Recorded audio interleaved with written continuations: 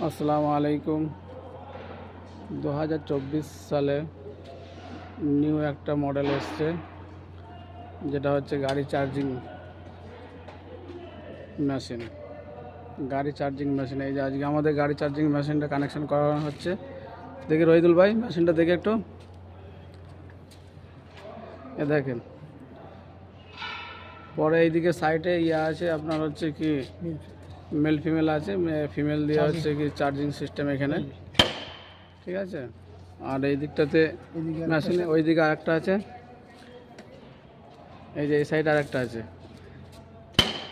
রহিদুল ভাইয়ের বোর্ডটাকে পুরো কানেকশন করা হলো, কমপ্লিট হলো, ঠিক আছে। এই মুহূর্তে এবার আমাদের টেস্টিং করে পুরো ওকে ফাইনাল লাগিয়ে আর কি কমপ্লিট করা হয়েছে আজকে। এই ঘাস কাটার যেসব গাড়িগুলো থাকে